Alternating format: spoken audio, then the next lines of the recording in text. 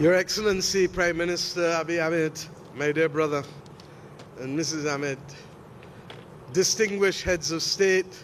and heads of government of Africa, distinguished guests of the people of Ethiopia.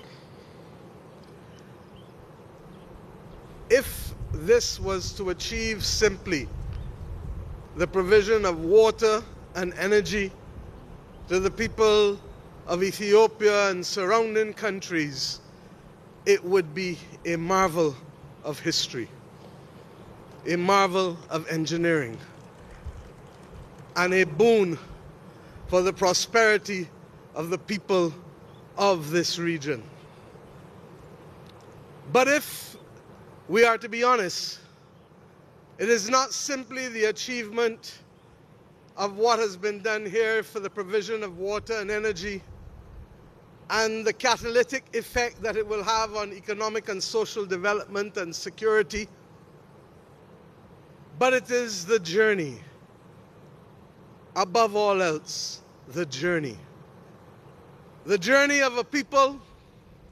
who have remained proud throughout history, who have attested that the origins are here, and who have defied all attempts to keep them down. When we toured the facility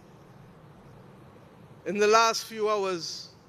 I turned to my brother and I said, "This is the ADWA engineering feat." And I say so for those who do not know, including many from my own Caribbean community, that when the international world determined that this project was not to see the light of day, that it was not to receive the financing of companies that like to make money and therefore were usually only interested in repayments, that when that befell the people of Ethiopia, the people stood tall, and the people determined that this project was not beyond them, and that it was going to see the light of day, even if it meant that every person who could give, however small, however large, could do so, and even if it meant that it would take much longer than it would otherwise have taken to build. The people of Ethiopia stood tall and put their money where their mouth is. And $5 billion later, we have the prospect of a project that will speak not just to the prosperity and stability of the people of this country and surrounding countries, but it also speaks to what can always remain within our grips and remain possible as people of Africa and African origin. On behalf of my own country, Barbados, on behalf of the Caribbean community, on behalf of the 6th region of the Africa Union, the diaspora, I stand here today to say that you have opened our eyes and you have excited the sensibilities that we have. And we know that if ever there was a time for those sensibilities to be awoken, and if ever there was a time for us to understand our possibilities, it is now, when the world seems not to be able to find itself and to create the opportunities for ordinary people, because a few are dominating and others are determined to ensure that while some dominate, we are not going to be victims of our time, but we can be shapers of our destiny, or as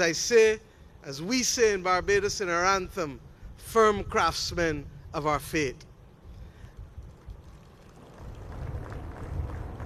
ADWA told us in the Caribbean what was possible if we bound together and created that great Pan-African movement that led to our independence as nations, that led to our understanding that the language of Marcus Messiah Garvey, delivered on the 1st of October 1937, that we must emancipate ourselves mentally. Edward taught us that these things were possible, and we have seen what we have achieved over the course of the last century.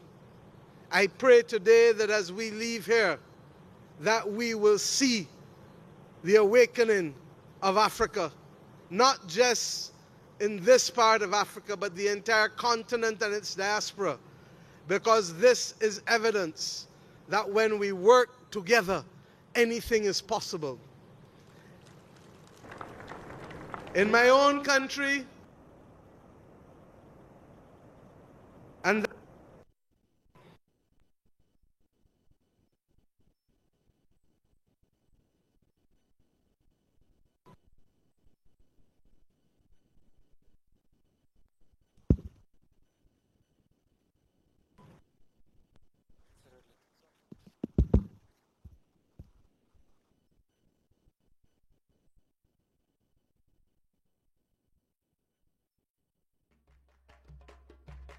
as I close, in my own country, we have a simple saying that inspires the efforts of ordinary people every day. And in our dialect, it goes like this: one blow is kill old cow. It is a determination that one blow at a time, one step at a time, one person at a time, we can achieve so much. I leave you, the people of Ethiopia, today, confident that if we, as I said in Algeria last week,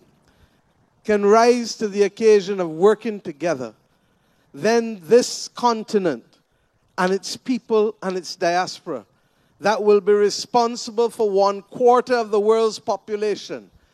that has given us a demographic dividend that no other continent is now giving us, that we know